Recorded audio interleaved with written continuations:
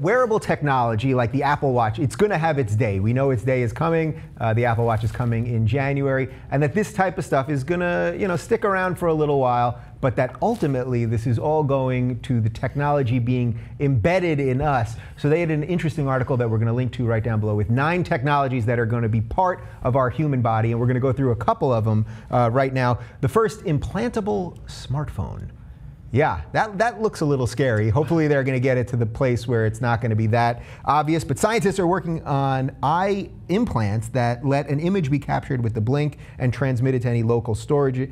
Images might be displayed through artificial skin in your eye implants. All right, so hopefully you're not going to have a giant patch of discolored skin on your arm, but I guess getting the phone actually embedded into us at this point, it kind of seems obvious, doesn't it? Like the watch to me almost seems ridiculous at this point because it's going to do less than the thing we have in our pocket. So just putting the phone in us, it's coming, right? Yeah, I mean, I don't think it's a bad thing. I mean, think about the degree to which we've bonded psychologically with our technology. I mean, we haven't yet bonded physically, but we will. It's coming. And I think that, I think only good stuff is going to come of that. It's going to allow us to measure, an infinite number of, biometric qualities, which we can then use to improve.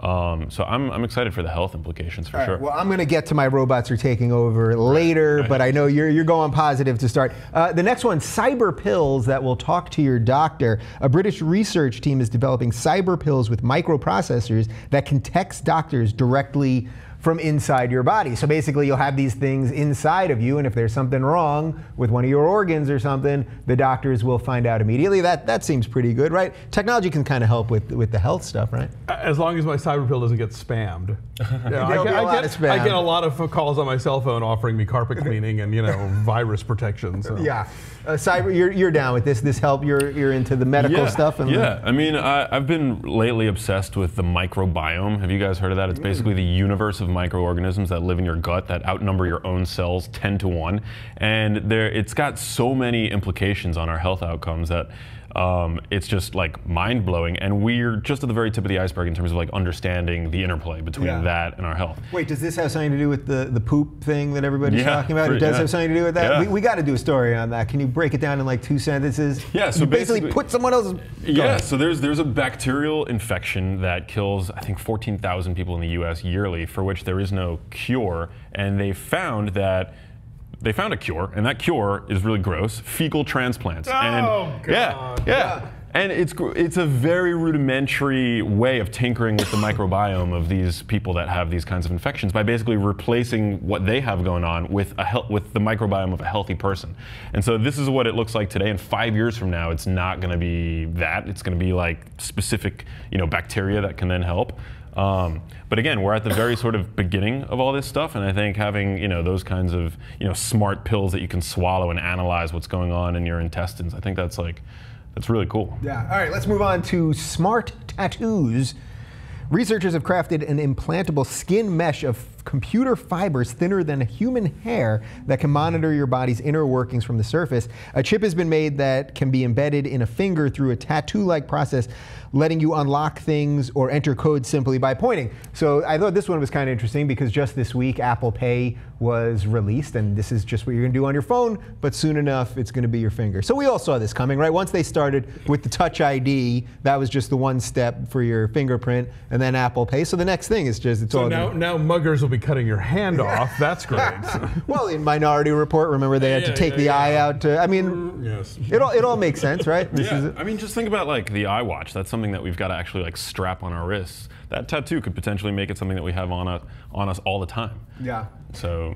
All right, let's move on. Smart dust, full computers, each much smaller than a grain of sand, that can organize themselves inside the body into as-needed networks to power a whole range of complex internal processes. With smart dust, doctors will be able to act inside your body without opening you up. This one's going a little bit over my head. I just sort of kept picturing like those scenes in The Matrix where you just see the Matrix like create something. Yeah. How off am I on this one? You got anything? I mean, this is the dawn of the nanotech revolution, right? Like, we're going to be able to materialize things from thin air. We're doing it sort of with 3D printing. I mean, it's a very sort of rudimentary form, but I think it's, it's basically capitalizing on the fact that technology is becoming infinitely smaller, faster, and cheaper. And so eventually we'll be able to like inhale smart robots that repair cellular data, things like that. I mean, okay, it's nice that you're excited about this He's stuff. very excited. You're a little skeptical. I have two issues. One, aren't our cell phones already giving us all cancer? Like, I mean, do we really want one actually inside of our body now? Yeah. Don't worry, I've got all the bad things at the end. I'm just playing along with him. And then the other thing being, of course, is that people are already walking into traffic looking at this crap. Like now they're going to be staring at their arm. I mean, I don't know. Well, they won't be staring at their arm because their eyes will be replaced with something that will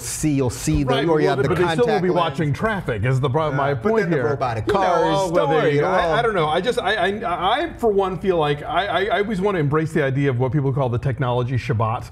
Where they take one day of the week where they turn off all their screens and they don't go online and they don't check their texts. That's smart. And I can't do it. I would like to, but I haven't gotten there yet. But I mean, once it's in you, there is no Shabbat ever. Like it is, you are constantly connected. Yeah. Don't eat ham on that day. Also. All right, one more for you. The verified self. The U.S. military has serious programs to equip soldiers with implanted RFID chips, so keeping track of troops becomes automatic and worldwide. This technology could be used to ID every single human being. So this one doesn't seem that off to me. I mean, I could see this. Obviously, there's military purposes.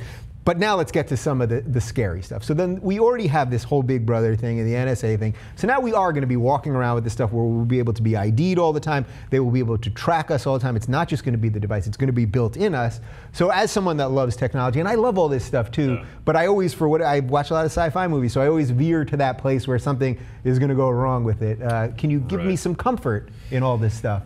I mean, I think that there are always going to be speed bumps and hiccups on the way to, radical transformation. But, I mean, look at the fappening.